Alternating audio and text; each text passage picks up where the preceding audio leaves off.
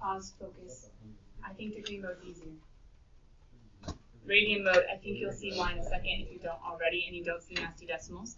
If you listen to John Yoon, he said arc sine is sine inverse, which is the same thing as Nathan said second sine. What do you guys get in degree mode with second sine of negative 1/2?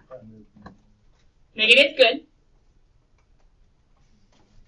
Yeah, it is negative 30. Well, she didn't have a calculator.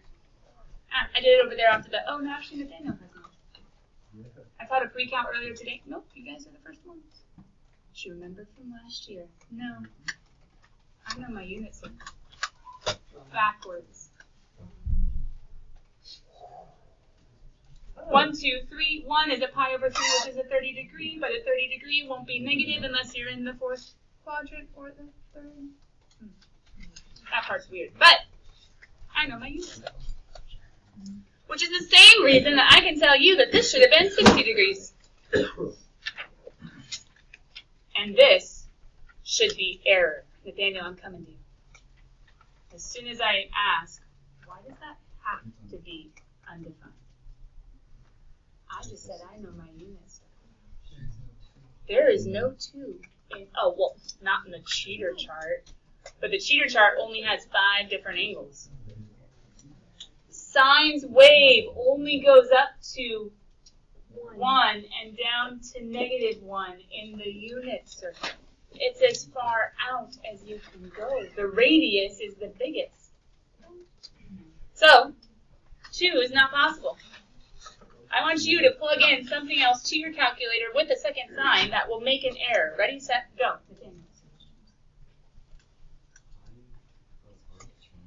Oh, it's weird because it's a different notation. Long story short, it's in like a word processor.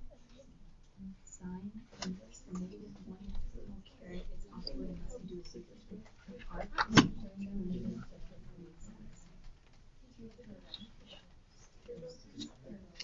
I haven't asked John.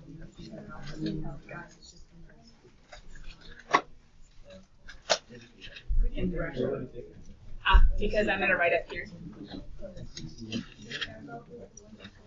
that this and this are synonymous. And different math textbooks, different teachers are using these.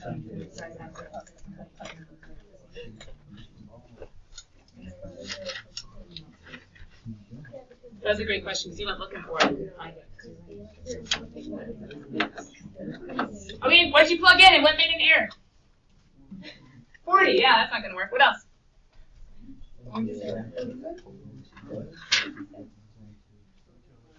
Just kidding. All right, never mind. What else do you plug into sine inverse and they'll make an error? Huh? Negative 5. What else? Pi? Is pi going to work?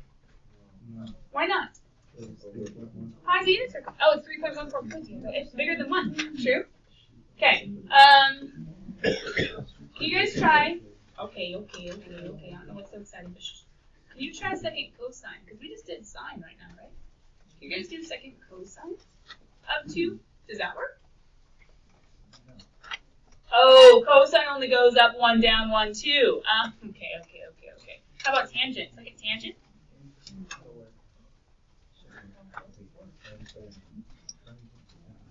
Because what does tangent do?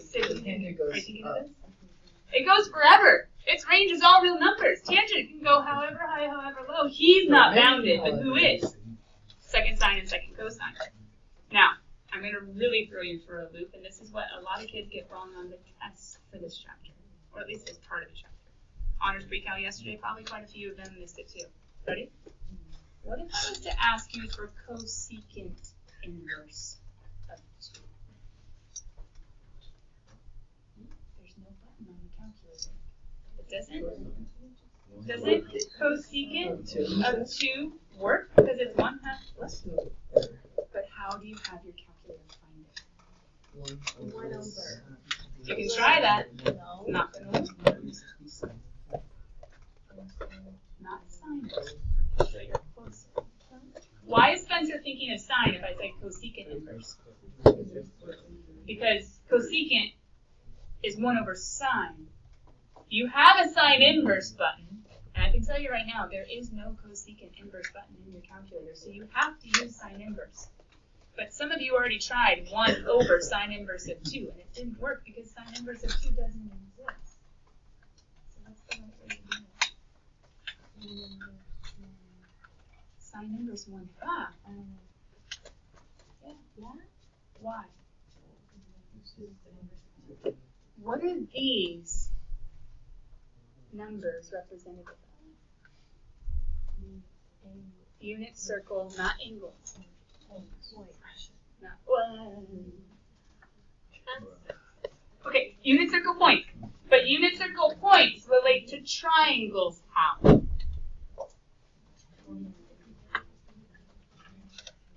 Don't worry, that's why we have to talk about section 4.7. Because some of you are still like, wait, why is cosecant inverse of 2 sine inverse of 1/2?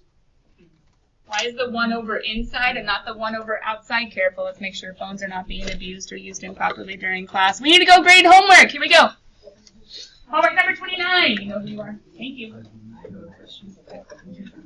Homework number 29. Hopefully I have raised questions and we have found buttons and we have pondered ideas that we're going to come back to and hopefully learn in section 4.7. My calculator looks like an EKG machine. I don't really know how to fix it. Is it one of those a trig times another function and it's like It's whenever I do that. Oh yes, I don't like that one.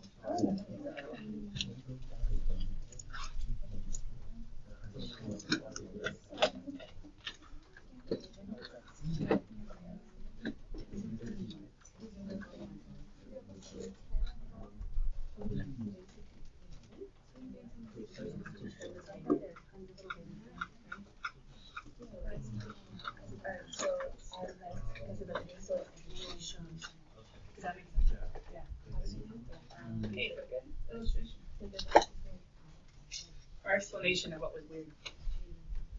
Okay, number 10 is C, number 12 is D, number 14 is B. Are we good? Oh, just kidding. Number 10, C. 12, C, as in delta. 14, B, as in beta.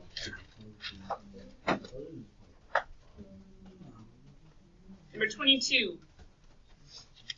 Oh, the book, it's so dumb. They make tables of points. Okay, pause. Do you have little points shown at, would you guys know to do pi over 24? No.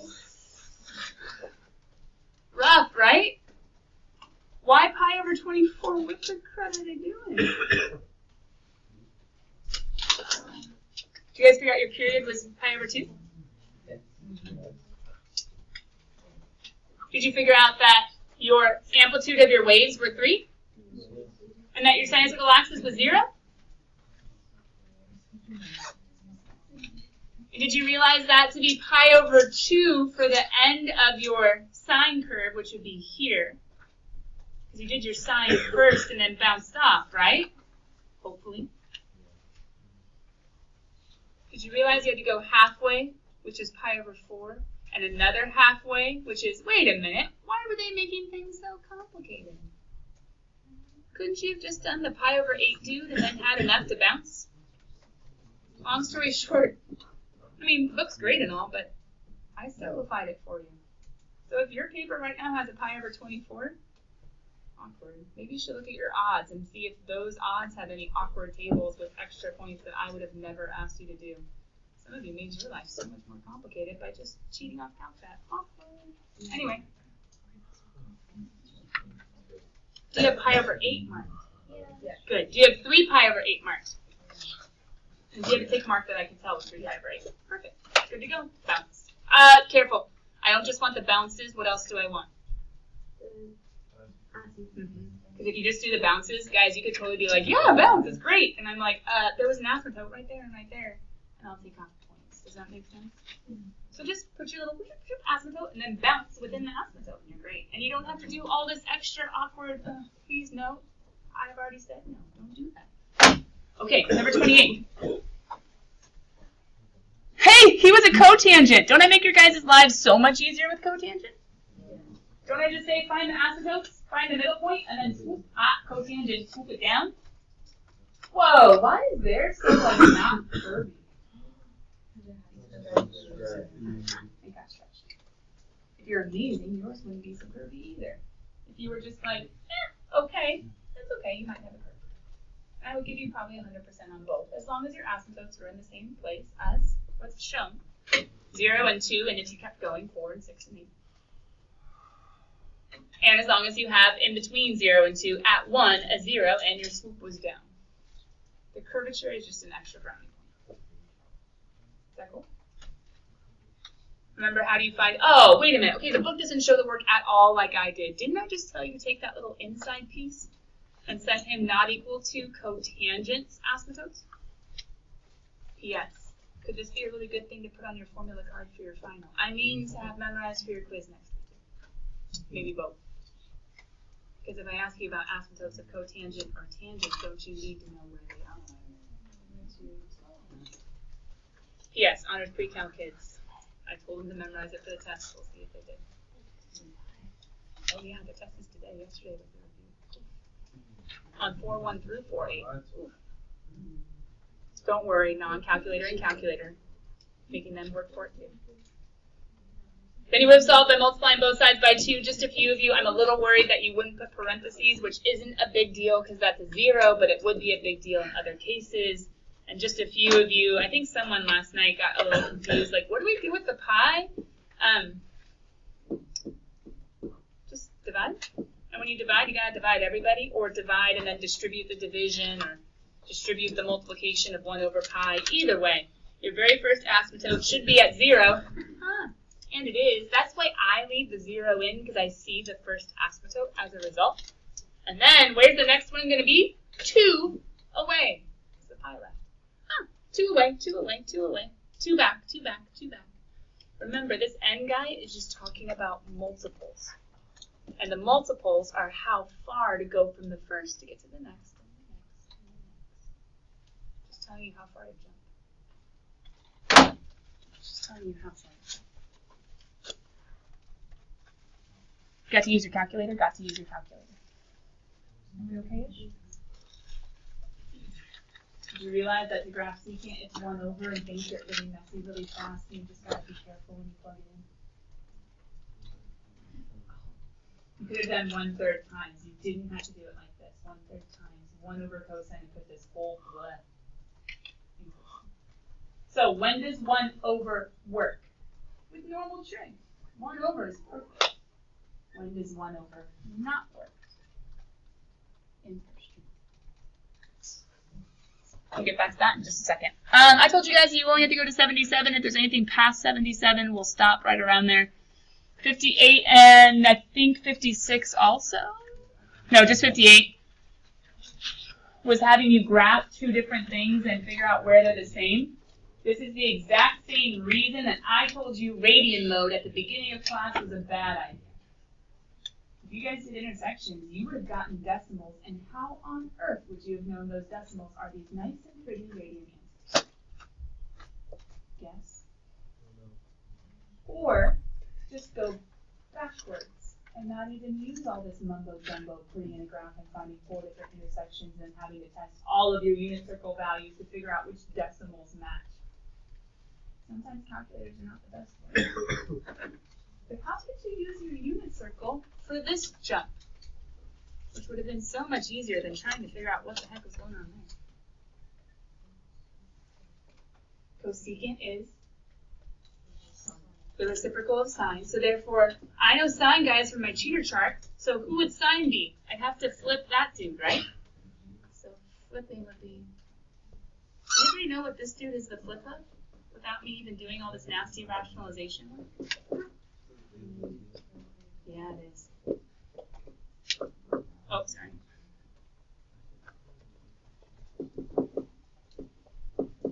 Where is sine? 1, 2, 3. Square root of 3 over 2.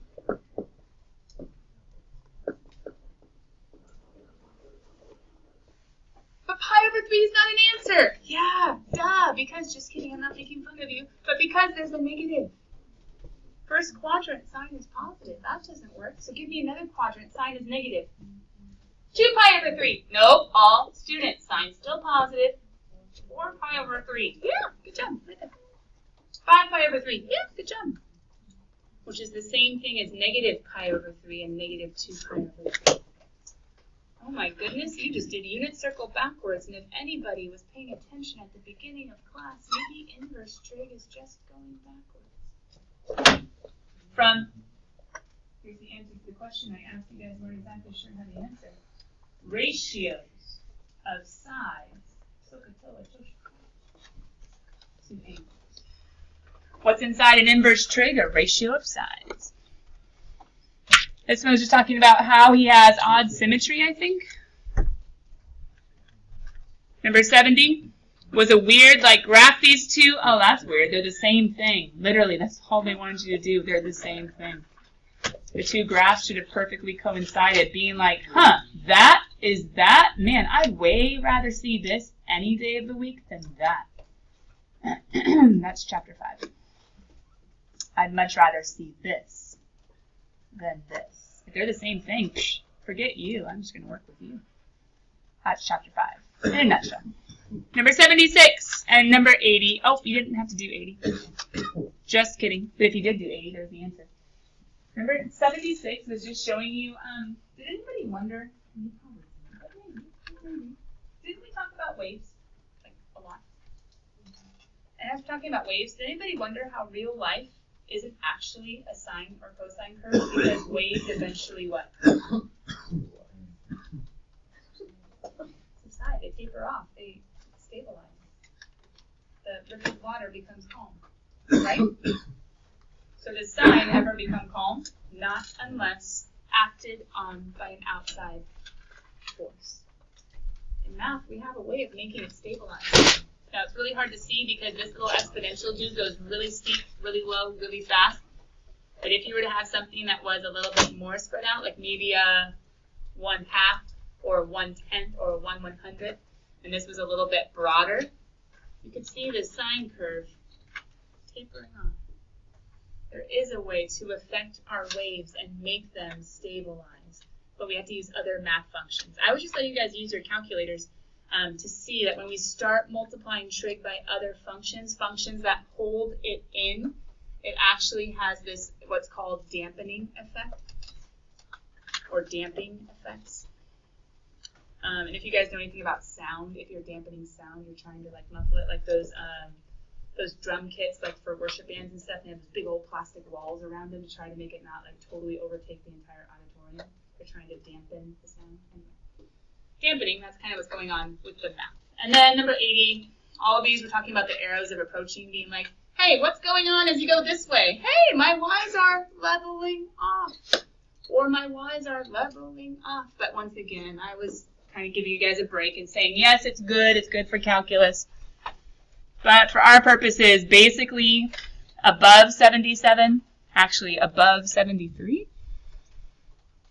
actually above 69. Actually above, okay, 64 and above. Nope, keep going. Anyway, the main point of the section was more towards the beginning of homework when you guys were graphing tangents and cotangents and cosecants and secants. Everything else is basically my way of tricking you into learning stuff early. Okay, anything really quickly we talk about in homework? 51 and above. What was going on at 51 that got us all scared? Anything else before 51? My kiddos that aren't asking questions? We're good before 51? Okay. 51-ish, it got weird because you're going backwards. Hey, what did we just talk about? Section 4.7 is all about inverse trig, which allows us to, does anybody know, if you're just staring at this and you're not thinking unit circle, don't you always in algebra solve for the x? Yeah. How do you solve for the x? Divide by cot, because that's totally a thing. By dividing by sin and dividing by lin and dividing by it. That's it. You can't just divide by. If you divide by a square root, if you ever see a square root, you say, hey, I don't like you. So, if we can't divide, if division isn't the inverse operation of every inverse operation, what's she talking about? How do you undo a cotangent? Oh, look, it's gone. But here's the problem. You didn't learn section 4.7 yet, so I didn't tell you how to get to x because you you hadn't talked about, we hadn't talked about inverse trig yet. And some of you just realized there is no cotangent inverse button in your calculator, and so it would have been that whole weird Nikki and Nathan, and it doesn't work, it does work, but what do I do? It's a 1 over somewhere. I wasn't expecting you to do this with an inverse trig function. Thank you. I wasn't expecting you to do this with an inverse trig function. I was expecting you to say, I recognize you. Square root of 3 over 3, 1 square root of 3. But that's tangent. Cotangent, doesn't everything flip? Yes. So cotangent, would it be square root of 3 over 3, 1? It'd be square root of 3, 1, square root of 3 over 3. Where does cotangent equal on 60 or out of pi over 3 if I was writing my whole chart?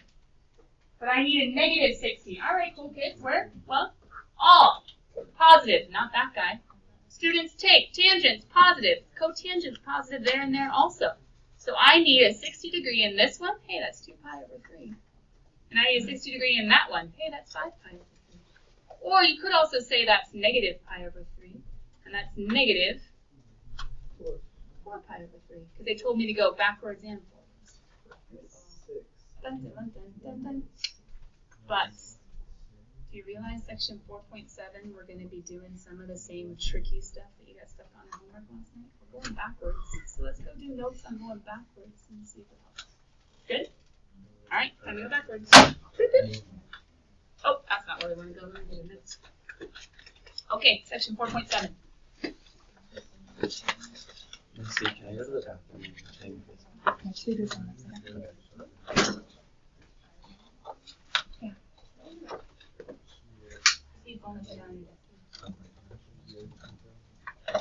Okay, section 4.7, inverse trig functions. Here's a long story short. Those graphs are going to be really disgusting and really messy, and to be honest, something that you don't really need this year. So I'm going to show them eventually, but can we keep playing with this page where you were actually in your calculator and it was kind of making sense to this movie and everything? Oh, and if Ben is out. Wow, I usually do that. 3 people at the same time. Anyway, come back. Sorry. If you got to hear my stream of consciousness for a bit.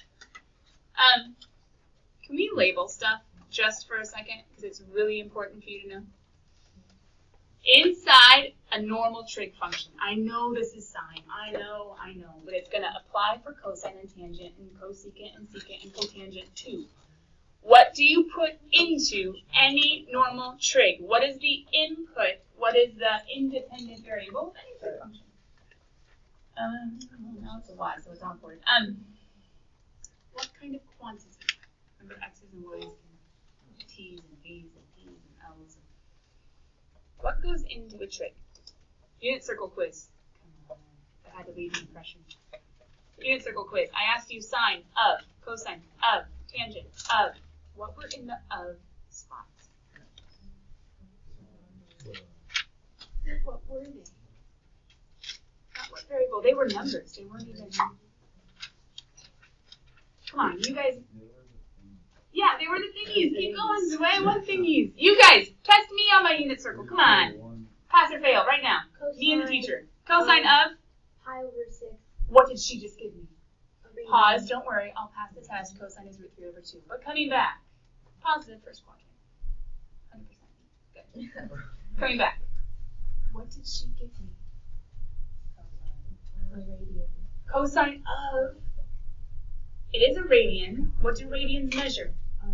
Section 4.1, degrees and radian measures of pi. Look at your table of contents, 4.1. I really hope it's there. It's degrees and radian measures of see, turn to 4.1. You have a page number. You're in your table of contents. Turn to 4.1. What are radians measuring? Angle measure. Angle measure. I know, I should have asked you what do degrees measure, but I was working on with Nikki. She gave me a radian. She said she gave me a radian, but who are radians? Angles. So pause. What goes inside any trig? Angles. A pi over 6, a 2 pi over 3, 147 degrees, whatever. They're angles. So angles go in, input, and what comes out? She asked cosine of pi over 6 I answered root 3 over 2. What is that? And don't tell me a point on the unit circle, even though you're right as a way of remembering. What does it mean? It's not a point. It's not an X. I mean, but what does it mean?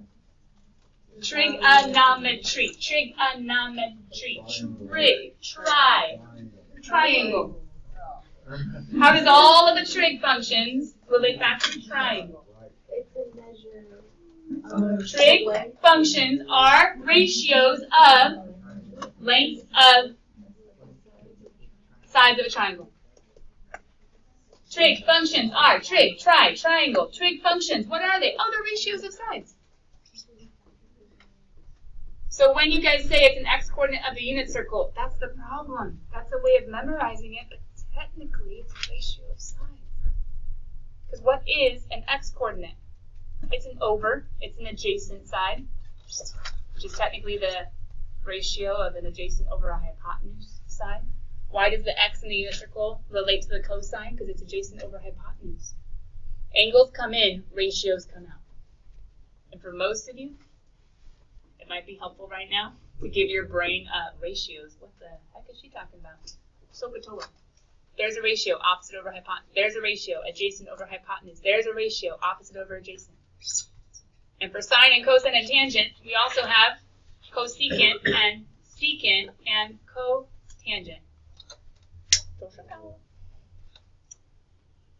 Why am I making such a big deal about what goes in and what goes out of a trig function? Because inverse says those just got x's and y's switch, domains and ranges switch. So what goes in to inverse? Oh, arc is just another way of saying that doesn't have to use a superscript. Whatever. I guess you can type that faster than you can make that. I don't know the real reason. Google it. Let me know. I'm curious. But for right now, these are ratios. What kind of ratios if it's a sine inverse? Which one? Good. Opposite over hypotenuse. What kinds of ratios? So who is that? An opposite over hypotenuse? Where does that happen? Oh, don't worry, I got you, because when ratios come in, what are they looking for to come out? It all got switched. That's it. It's no big deal. But a lot of us with the unit circle lost the meaning of what the numbers were that we were finding. We just got so stuck in the memorizing, it's like, oh. So technically, what's going on? Oh, we're just going backwards. So whatever, those are ratios. We're trying to find angles. So why does this not exist? 2 is not a ratio. The opposite can never be bigger than the hypotenuse. Hypotenuse is the biggest side of a triangle. Geometrically, that's totally impossible. My visual people maybe see it. My others are like, no. Okay, fine. Sine goes between 1 and -1. Illegal. So, ready, set. Do we have any way to solve that without a calculator if it's a 0.265 then? None whatsoever.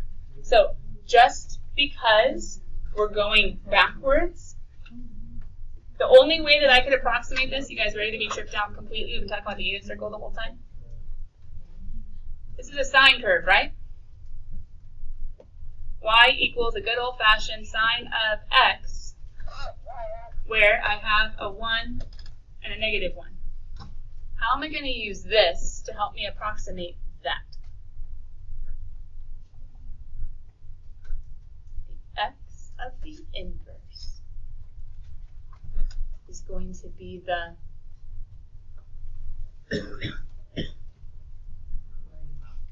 range or the y of the original. Where's 0.265?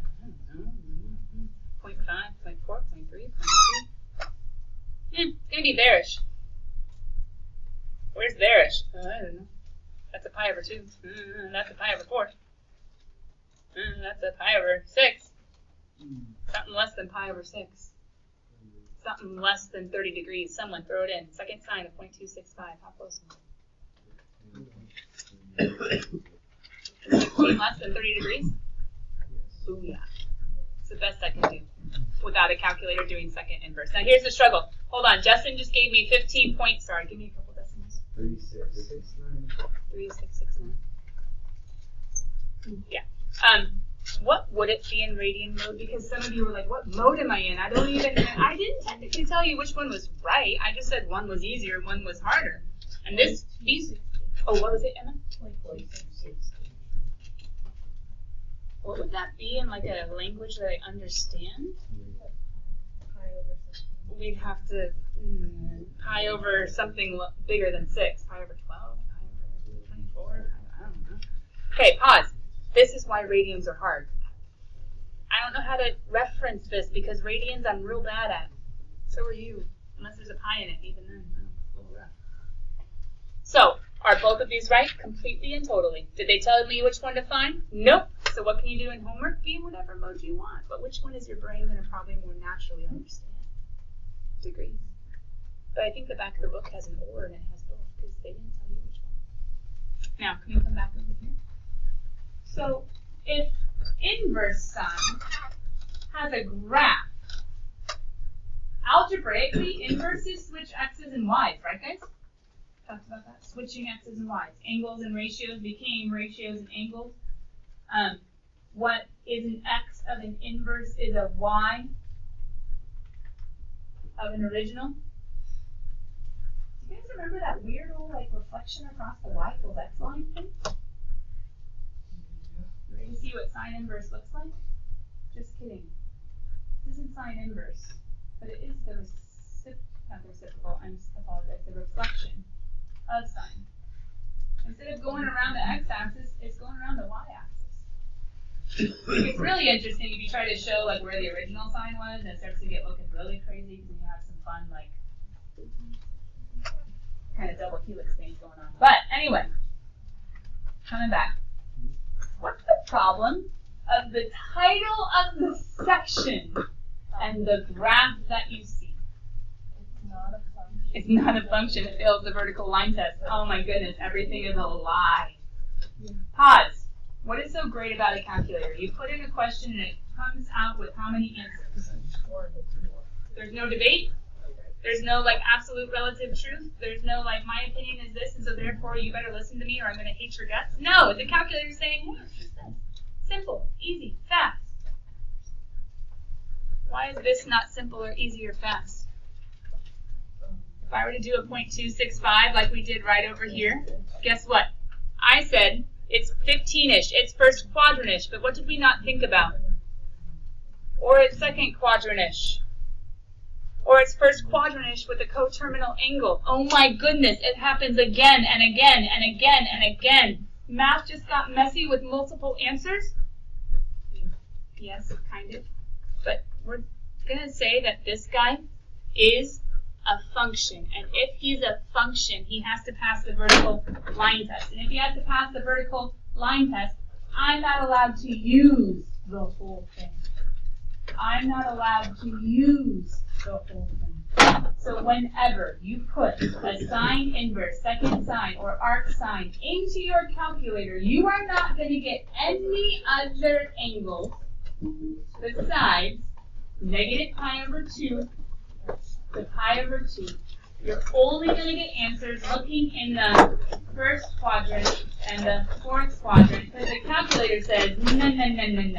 We're not doing all this crazy. There are many different answers to the exact same question. We're just going to go ahead and say, you know what? We're just going to look for what we call the principal value, the main value, the one, the only, the answer. What's the struggle? You have to memorize what legal ones you're allowed to answer with. Okay. I'm going to do a quick highlighted mark and say, you know what? We're doing unit circle backwards, but only looking in certain places. Your job for tomorrow! We have to go unit circle backwards. Make sure you know the unit circle forwards. Bye, guys. Yeah, they're like 7, 8, 10, 4, no.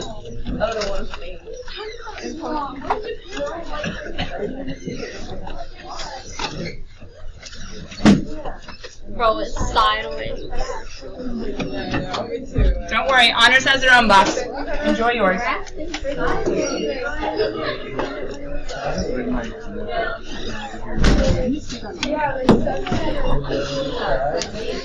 You're always welcome.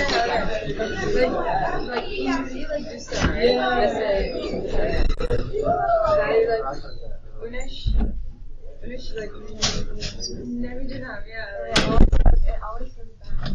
Starting to I still feel like Kunesh, like No, not you. Like Hichi Unjani. Okay. Actually, I'll take it. There was that.